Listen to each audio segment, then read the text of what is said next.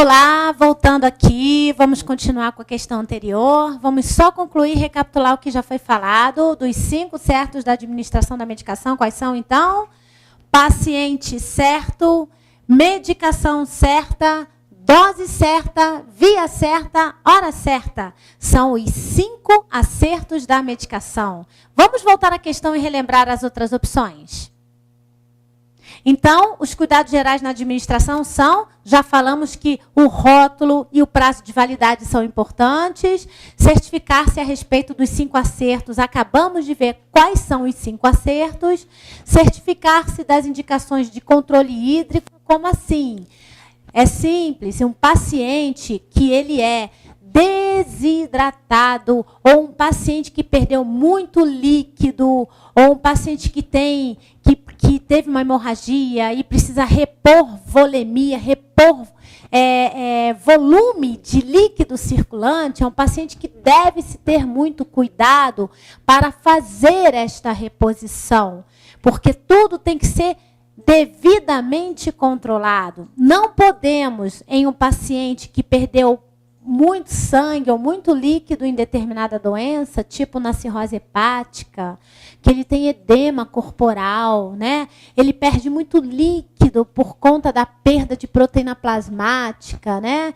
Porque a proteína plasmática, o que ela faz? A proteína plasmática, ela retém o líquido no interior dos vasos, ela segura o líquido dentro dos vasos, ela é a responsável por manter a pressão de líquido ideal no interior dos vasos.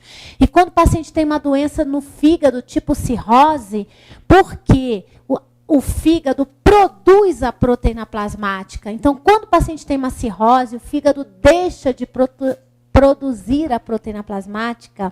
Então, o paciente fica com uma hipoproteinemia. Isso significa o quê?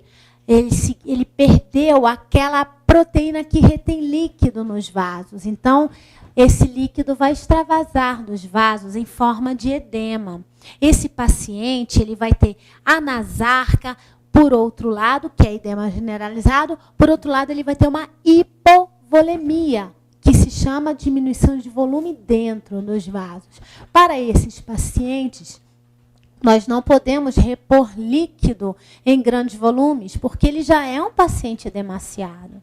Então, temos que ter precaução. Então, existem doenças em que a gente tem que levar em consideração o estado geral do paciente quando a gente for fazer infusões venosas. Pacientes que têm insuficiência renal também são pacientes que têm que ter cuidado por causa da congestão de líquidos circulatórios. Pacientes cardíacos, não podemos dar uma sobrecarga circulatória para ele. Então, existem doenças que requerem cuidados na reposição e na administração de medicações venosas, por conta da hipervolemia, certo? Por isso que é importante a gente levar em consideração a condição hídrica do paciente. Voltando na questão, tá lá, ó. Certificar-se das indicações de controle hídrico, importante.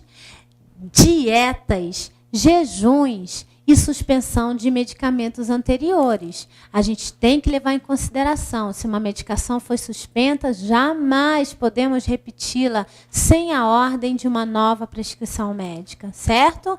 Conclusão, todas as alternativas estão corretas. Podemos ir para outra questão.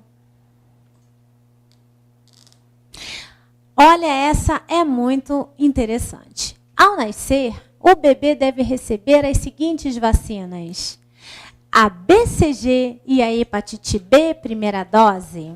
Lembrando que a BCG, qual é a via?